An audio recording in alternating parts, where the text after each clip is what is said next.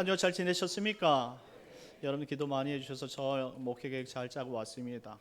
항상 어디에 있던지 생각해 주시고 또 염려해 주셔서 너무나 감사합니다. 우리 앞뒤자로 인사하도록 하겠습니다. 참 잘 오셨습니다. 은혜 받으시다. 참 잘 오셨어요. 참 잘 오셨어요. 그리고 오늘 시상하는 우리 유아 유치부 아이들을 뒤로 이렇게 데려가도 괜찮을 것 같아요. 여기 예배드리기가 힘들면 그래서 부서에서 아니면 학부모들이 좀 같이 함께 예배해줘도 될 것 같습니다. 자, 오늘 본문 말씀을 통해서 그리스도의 심장으로 하나님께 감사하며 라는 제목으로 은혜를 나누려고 합니다. 우리는 갈라디아서를 저번 주까지 해서 잘 마쳤지요. 사도 바울의 그리고 옥중서신이라 말한 에베소서, 빌립보서, 골로새서, 빌레몬서 가운데 이 빌립보서를 택하여서 오늘 들어보려고 합니다. 우리가 알다시피 옥중서신 가운데 유독 이 네 권의 책 가운데 빌립보서를 이 기쁨의 서신이라고 부릅니다. 이유가 있겠지요. 이는 다른 서신서에 비해서 기쁨이라는 단어, 이 기쁨이라는 단어가 카라라는 뜻을 가지고 있는데요.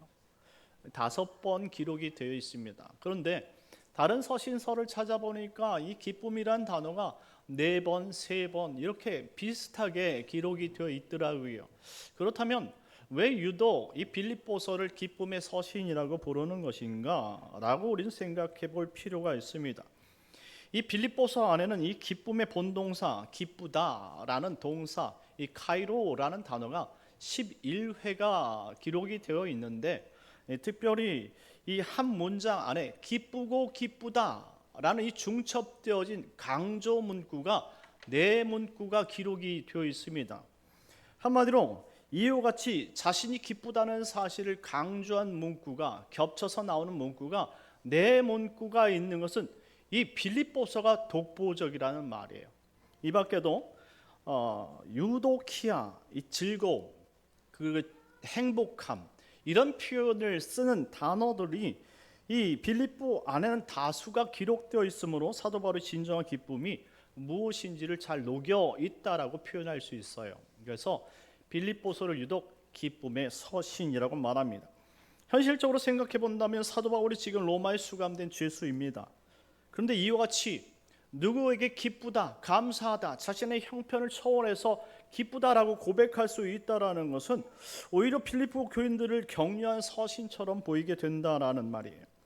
자신의 몸을 돌보기에도 턱없이 부족한 환경과 여건인데 남들을 걱정해주고 오히려 위로해주고 있는 이 사도 바울의 마음을 우리가 어떻게 해석할 수 있느냐라고 우리는 한번 생각해 보아야 합니다.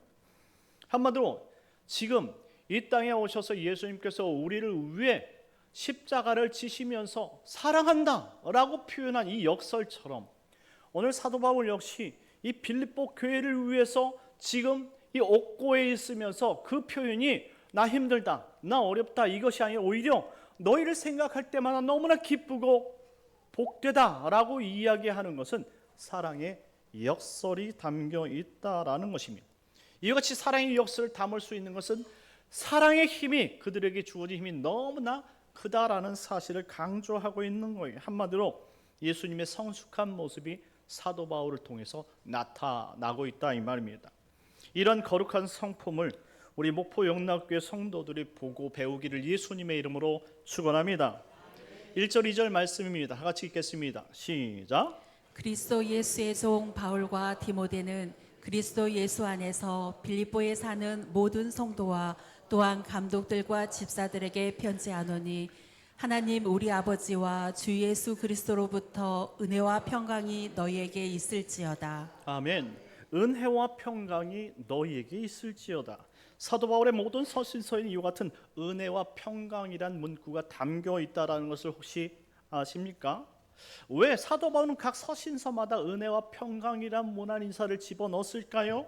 이유는 단 한 가지일 겁니다. 2000년 전 기독교인들이 사용하던 이 보편적인 문안 인사가 바로 은혜와 평강이었기 때문입니다. 형제님, 하나님의 은혜가 넘치길 기도하겠습니다. 자매님, 하나님의 평강이 함께하길 기도하겠습니다. 당시 예수를 믿는 것은 쉬운 일이 않고 편한 길이 아니었기 때문에 하나님의 은혜가 없이는 하나님의 평강이 없이는 도저히 믿을 수 없는 그러한 형편이었다라는 것입니다. 그래서 그리스도인들 일상 가운데 그들이 서로 무난하고 인사할 땐 은혜와 평강이 넘치기를 그렇게 서로 간구했다라는 말이에요. 은혜. 이 은혜라는 단어를 카리스라고 읽지요. 도저히 가질 수 없던 것을 하나님께서 갖게 하셨다라는 표현입니다. 소요리 문답서 가운데 하나님의 언약을 다루게 되는데 그 가운데 그 언약은 행위 언약과 은혜 언약으로 이룹니다. 하나님께서 처음 인간을 만드시고 아담에게 그가 선한 사람이므로 그 어떤 조건의 단서를 달지 않고 그를 축복하셨어요. 하나님께서 처음 창조하셨을 죄가 없고 의인으로서 하나님의 완전한 사랑을 받을 만한 사람이었죠. 단지 그에게 말씀하신 언약은 동산 중앙 가운데 세워져 있는 선악을 알게 하는 나무의 과실은 먹지 말라라는 거예요. 이것을 행위 언약이라고 말합니다. 그는 그 어떠한 그 행위로도 하나님 앞에 영광을 돌릴 수 있었고 그리고 선한 인간 그 자체였기 때문에 하나님 앞에 순종할 수 있는 능력을 가지고 있었다 이 말입니다. 한마디로 에덴 동산 안에 있던 이 아담과 하와는 하나님의 축복을 받고 영원히 영생하는 그 생명나무를 먹고 하나님의 영생 속에 살 수 있었던 존재들이에요. 그러니 이와 같은 행위 언약은 아담에게 있어서 누워서 떡 먹기였고 피곤하니 자는 것처럼 당연한 순리였다라고 말할 수 있습니다. 그런데 그 당연하다고 생각하던 이 행위 언약이 지켜졌는가 말입니다. 때론 당연한 것도 안 될 때가 있다라는 것이죠. 아담이 생각지도 못한 곳에서 타락이 일어났고 자신과 한 몸이었던 아내 하와가 죄를 범했던 거예요. 이전까지는 죄가 없었기 때문에 하나님의 말씀을 순종하면서 영원한 생명을 이루어갈 수 있었지만 이제 아담이 죄를 지은 이상 더 이상 아담은 자신의 행위로 하나님께 영광을 돌릴 수 있는 사람이 되지 못했다 이 말입니다. 죄인. 하나님의 의인에서 죄인으로 전락하고 만 것입니다. 하나님은 그와 약속하기를 창세기 2장 17절 말씀에 선악을 알게 하는 나무의 열매를 먹는 날에는 반드시 죽을 것이다 라고 약속해 주셨어요. 여러분들 이 죽다라는 단어가 무트라는 단어인데요. 히브리 문법상 이 두 번 단어가 겹쳐지게 되어지면 최상급이 되고 강조용법이 됩니다. 그래서 하나님께서 약속하신 그 약속을 기록할 때에 무트라고 되어 있습니다. 죽음이 두 번 겹쳐지는 것은 완전한 죽음이라고 표현하고 이것을 옛날에 한글 성경에서는 정령 죽을 것이다 라고 표현했고 지금은 반드시 죽을 것이다 라고 표현하였습니다. 결과 그의 영혼은 죽었고 하나님은 그를 떠났고 아담 역시 에덴 동산에서 쫓겨났습니다. 어떤 사람은 생각하기를 아니 목사님 그래도 아담은 930세까지 살지 않았습니까? 죽지 않았어요 라고 말하고 싶을 겁니다. 여러분들 생각해 보십시오. 땅에서 뿌리 뽑힌 나무가 살아있다고 산 겁니까? 어항 안에서 나온 물고기가 지금 파드닥거린다고 해서 살아있는 물고기 맞습니까? 살아있어 보이나 실은 죽은 물고기고 살아있어 보이나 지금은 죽은 나무가 되었다라는 말이에요. 무슨 말입니까? 우리가 살아있는 것처럼 보이지만 의인에서 죄인으로 전락할 때 하나님과 영원한 생명의 끈이 단절됐기 때문에 죽었다라는 표현이에요. 영혼이 죽었고 이제 육체가 썩어가기 시작하는 거예요. 그래서 인간의 생명이 100세를 넘어가지 못한다 이 말입니다. 자, 이제 죄로 떠난 인간은 더 이상 자신 스스로 하나님께 찾아갈 수 있는 능력이 상실됐다라는 것을 알게 됐어요. 아무리 생각해도 하나님이 어떤 분인지 모른다 이 말이에요. 그러니 종교성은 가지고 있는데 하나님 앞에 나갈 수 없어요. 그러니 진리의 말씀, 하나님의 말씀을 붙잡지 못하고 세상의 종교를 만들고 사상을 따르고 철학을 따르기 시작한 그것이 인간이다 이 말입니다.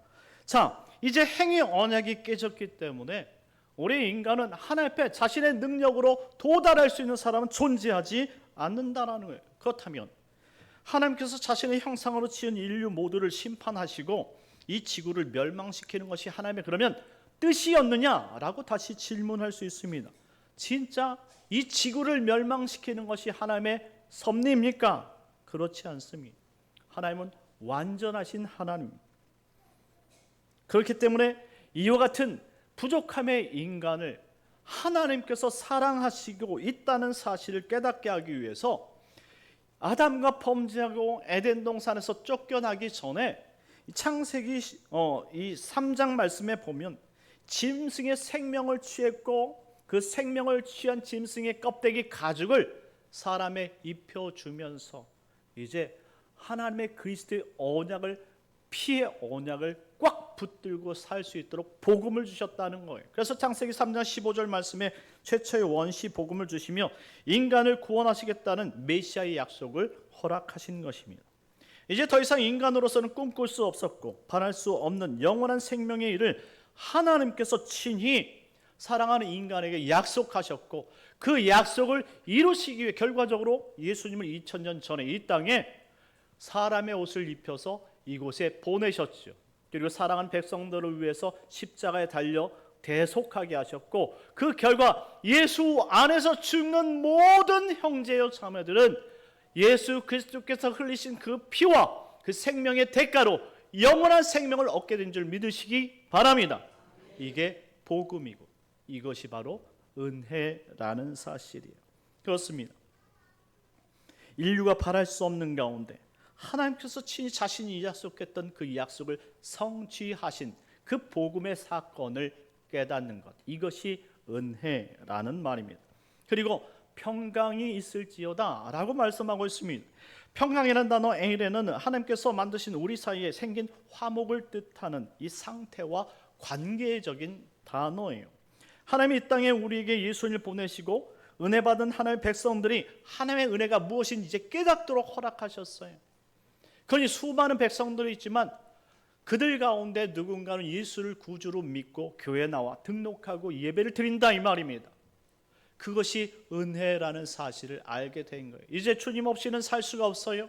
주님의 십자가 너무나 고맙고 그 십자가로 말미암아 새로운 생명을 얻게 됐다 이 말입니다. 생명만 얻은 겁니까? 관계가 회복되어졌다 이 말이에요.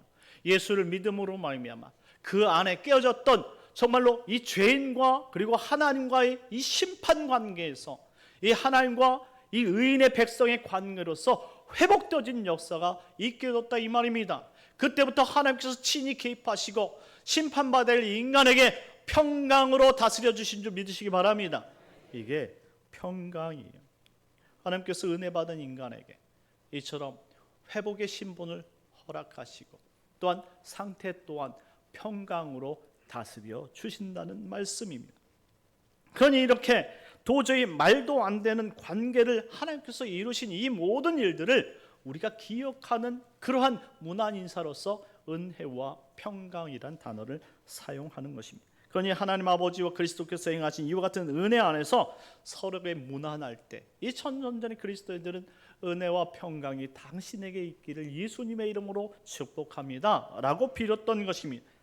자, 여러분들 삶에 이와 같은 하나님의 은혜와 평강이 넘치기를 예수님의 이름으로 축복합니다.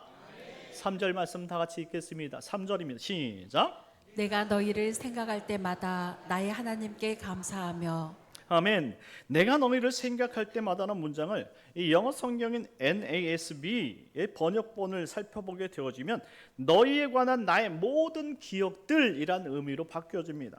너희에 관한 나의 모든 기억들이 하나님께 감사할 것밖에 없다 이런 표현이죠. 한마디로 사도 바울의 생각 속에는 빌립보 교회를 생각할 때마다 감사할 일들로 가득 차 있다라는 거예요. 그러니 그냥 사도 바울의 몸을 한 번씩 치면 감사, 누구를 향한 감사? 빌립보 교회를 향한 감사가 꽉 차 있다 이 말입니다. 그래서 3절 말씀을 의역하게 되어지면 당신을 생각할 때마다 내 모든 생각들은 하나님께 감사할 것으로 꽉 차 있습니다. 이런 문장의 형식으로 바뀐다는 거예요. 이게 어떤 문장 형식입니까? 러브레터예요. 지금 사도 바울은 옥중서신을 러브레터를 쓰고 있다 이 말이에요. 사도 바울의 마음속에 빌립보 교회를 향한 사랑의 진심이 담겨 있습니다. 사랑하면 누구나 시인이 된다고 말씀합니다. 모든 것들이 아름답게 보여지고 긍정적인 생각들로 가득 차 내 생각이 변화되기 때문입니다. 사도 바울에게 있어 빌립보 교회는 그런 사랑의 감정을 가득 지은 교회였다 이 말입니다. 그래서 그런지 4절 말씀 표현을 보면 자신이 기도하는 시간마다 너희 무리를 위하여 기쁨으로 항상 간구하고 있다라고 소개하고 있으니 얼마나 빌립보 교인들에 대한 생각이 애틋한지를 보여주고 있는 문장이에요. 여러분들은 누구를 생각할 때 이와 같은 사랑의 표현이 가득 넘치십니까? 누구를 생각할 때에 보통 사랑하는 연인이나 가족, 자녀들을 생각할 때 이와 같은 사랑의 감정이 솟아난다라고 말할 수 있습니다. 그런데 지금 사도 바울은 빌립보 교회를 생각할 때 이와 같은 감정이 있다 이 표현이 얼마나 목회자로서 성도들을 사랑하고 있는지를 잘 보여주는 것이죠. 그러니 교회에서 성도와 목회자가 이와 같이 서로 사랑하는 관계가 되어질 때 좋은 소문이 나는 그런 교회가 되는 줄 믿으시기 바랍니다. 21세기에는 이런 교회가 하늘에 복받는 교회고 그리고 성도들이 찾아가고 싶은 교회가 아닐까요? 그러니 저나 여러분이나 저나 서로가 사랑하는 관계 되기를 예수님의 이름으로 축원합니다. 사도 바울이 이와 같은 기쁨을 가진 데는 이유가 분명히 있겠지요. 5절 말씀 다 같이 읽겠습니다. 시작. 너희가 첫날부터 이제까지 복음을 위한 일에 참여하고 있기 때문이라. 아멘. 첫날부터 이제까지라는 문장은 사도 바울에게 매우 의미 있는 시간을 말합니다. 사도 바울이 바나바와 함께 1차 선교 여행을 마치고 2차 선교 여행을 부랴부랴 준비했어요. 왜냐하면 갈라디아 교회에 율법 교사들이 들어왔는데 이 율법 교사들이 들어와서 앞전에 복음을 증거했던 사도 바울은 가짜라는 거예요. 그런 율법사이고 그리고 복음을 모른다라고 이야기를 하니 이 갈라디아서를 통해 자신이 사도권에 대한 변증을 하기 시작했고 지금 나를 가짜라고 말하고 있는 그 율법 교사들이 진짜 가짜라는 사실과 그리고 너에게 증거한 것은 율법이 아니라 복음이었다는 사실을 기억하라는 말이에요. 그냥 율법을 버리고 복음을 따르라. 왜 가르쳐주지 않은 율법을 지키면서 오히려 작은 유대인처럼 살려고 하느냐라고 그들을 깨우쳤던 거예요. 그러니 지금 사도 바울 마음속엔 지금 어떤 마음이 가득 차냐면 빨리 갈라디아 지방으로 가서 그 교회에 참된 복음을 증거하고 그리고 이처럼 복음을 유린했던 거짓 율법 교사를 내쫓기를 바랬던 거예요. 그런데 여러분들 어떤 일이 있었습니까? 2차 선교여행을 준비하는 가운데 자신의 동역자 바나바와 큰 다툼을 하게 된 것이죠. 그래서 원래는 바나바와 같이 이 갈라디아 지역을 돌기로 생각했었는데 바나바가 아닌 실라와 동행하면서 2차 선교여행이 시작된 겁니다. 원래는 지금 이 갈라디아가 있는 것은 튀르키예요. 터키. 튀르키의 이 중부 지방인 이 갈라디아를 거쳐서 이 좌측 소아시아 지방을 거쳐 내려올 생각을 가지고 있었습니다. 그런데 갈라디아 지역에 복음을 다 증거하고 소아시아 지역으로 넘어가는데 성령께서 길을 막으시더라 이 말입니다.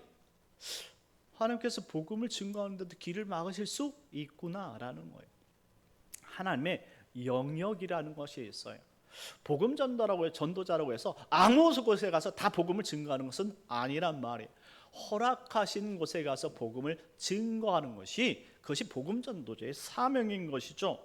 그래서 드로아에 머물게 됐는데 그때 드로아에서 환상을 보게 되죠. 마태복음 16장 9절 말씀에 보면 그때 마게도냐 한 사람이 건너와서 우리를 도우라라는 환상을 보게 됩니다.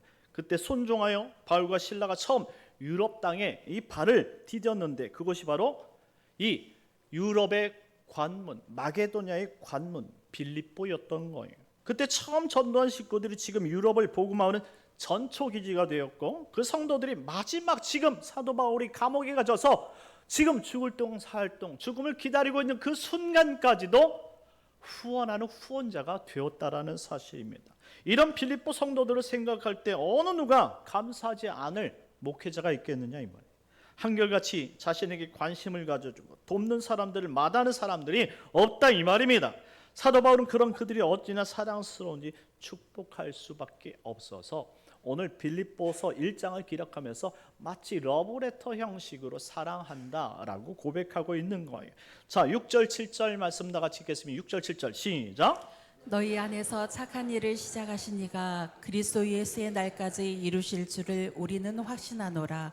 내가 너희 무리를 위하여 이와 같이 생각하는 것이 마땅하니 이는 너희가 내 마음에 있음이며 나의 매임과 복음을 변명함과 확정함에 너희가 다 나와 함께 은혜에 참여한 자가 되리라. 아멘. 띄워주시기 바랍니다. 7절 말씀에 보니까 내가 너희 무리를 위하여 이와 같이 생각하는 것이 마땅하다라고 표현하고 있습니다. 이 생각하다라는 단어가 프로네인이라는 단어인데요, 문법적으로 계속적 용법입니다. 한마디로 이와 같은 생각을 계속적으로 하였다라는 의미의 표현이에요. 과연 사도 바울은 어떤 생각을 마땅하다고 계속 생각해 왔느냐 이 말입니다. 그것이 바로 우리가 읽었던 6절 말씀인데요, 너희 안에서 착하신 일을 시작하신 이가 그리스도 예수의 날까지 이루시는 것을 마땅히 생각해 왔다라는 거예요. 그것은 5절 말씀에 기록된 첫날부터 지금까지 주님의 복음을 위해 끝까지 신경 쓰고 애쓰는 너희들이 축복받는 그런 것을 마땅히 생각해 왔다라는 표현입니다.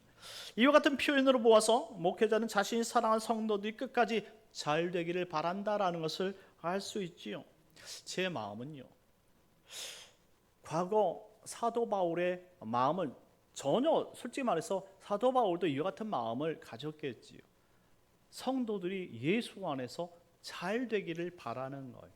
그러니 사도 바울은 빌립보서를 기록하면서 빌립보 교인들이 정말 예수의 날까지, 한마디로 주님이 오시는 그 날까지 예수의 신앙 안에서 잘 되기를 바라고 있었다라는 표현이에요. 저라고 다를까요? 이 땅의 모든 교회 목회자들은 아마 자신의 성도들이 잘 되기를 바랄 거예요. 그것도 예수 안에서 말입니다. 그러니 이것이 하나님의 마음이라는 사실을 우리가 빌립보서를 통해서 이해할 수 있어야 돼요. 하나님은 우리가 이 땅에서 예수 안에서 잘 되기를 바라는 줄 믿으시기 바랍니다.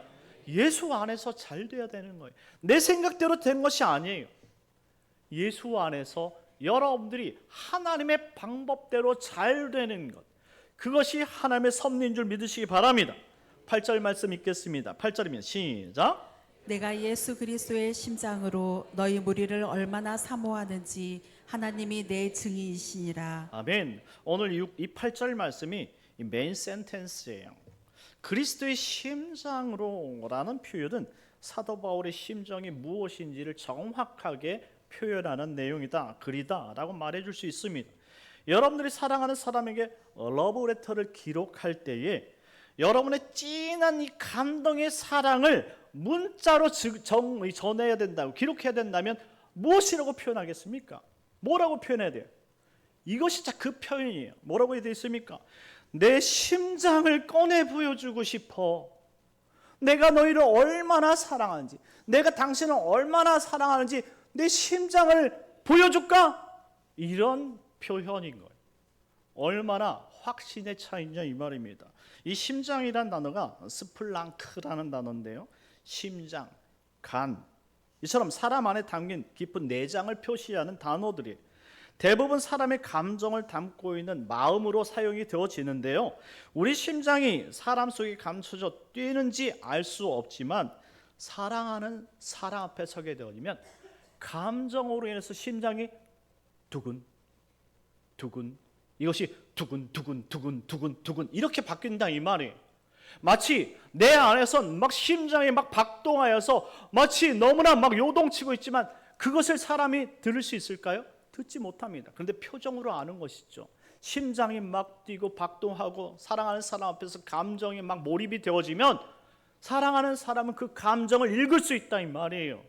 그러니 지금 내 심장은 내 안에서 너무나 요동치고 있다, 이런 표현을 사도 바울은 빌립보 교인들에게 쓰고 있는 것입니다. 내 심장, 이 사랑하는 감정을 뛰고 있는 심장처럼 감출 수가 없어. 그러니 그들을 사랑하고 축복할 수밖에 없는 거야. 이렇게 사용하고 있다 이 말이죠. 이런 사도 바울의 러브레터를 여러분들이 지금 읽고 있는 것입니다. 그리고 그는 마지막 오늘 본문의 엔딩이죠. 이렇게 고백하며 마칩니다. 9절에서 11절까지 말씀을 읽고 마치겠는데요, 우리 9절에서 11절까지 말씀입니다. 다 같이 읽겠습니다. 시작. 내가 기도하노라 너희 사랑을 지식과 모든 총명으로 점점 더 풍성하게 하사 너희로 지극히 선한 것을 분별하며 또 진실하여 허물 없이 그리스도의 날까지 이르고 예수 그리스도로 말미암아 의의 열매가 가득하여 하나님의 영광과 찬송이 되기를 원하노라. 아멘. 할렐루야. 사랑하는 성도 여러분, 저도 마찬가지입니다. 여러분들이 빌립보 교인들처럼 우리 영락교회 성도님들 역시 하나님의 사랑이 더욱 풍성하게 되어 지극히 선한 것을 분별할 줄 알고 진실하고 허물 없이 그리스도의 날까지 예수 그리스도의 열매를 맺어가면서 하나님의 영광과 찬송이 되기를 바랍니다. 이와 같은 은혜가 한 주간 충만하기를 예수님의 이름으로 축원합니다. 우리 다 같이 기도합시다. 기도하실 때 하나님, 사도 바울이 2000년 전에 빌립보 교회를 향해서 이와 같은 사랑이 있음을 전달해 줬던 것처럼 하나님의 이 말씀을 통해서 우리를 사랑한다라고 고백하고 있음을 우리가 새겨듣게 하시고, 우리 또한 하나님을 사랑할 수 있는 그 마음을 가지고 한 주간을 믿음으로 살게 하여 주옵소서. 우리 주여 한번 외치고 기도하겠습니다. 주여, 오 하나님 아버지, 하나님의 은혜가 충만케 하여 주시옵소서. 주의 은혜가 충만함으로 말미암아 하나님 은혜 위에 늘 더해 주시옵시고 오직 주의 영광이 나타날 수 있도록 인도하여 주시옵소서. 하나님 아버지, 하나님께서 우리 빌립보서를 통해서 이와 같이 우리를 사랑한다라고 고백하시는 그 음성을 듣게 하시고, 우리 또한 아버지 하나님 앞에 이와 같은 사랑의 심정으로 아버지 주님을 날마다 사랑하며 하나님께 영광이 되게 해달라고 하나님 간절히 깨닫고 기도할 수 있는 아버지 성도들이 되게 하여 주시옵소서. 한 주간 믿음으로 살게 하시고 말씀으로 살게 하시며 우리 열매를 통해 하나님 영광받아 주옵소서. 예수님의 이름으로 기도합니다. 참 좋으신 하나님, 은혜를 감사합니다.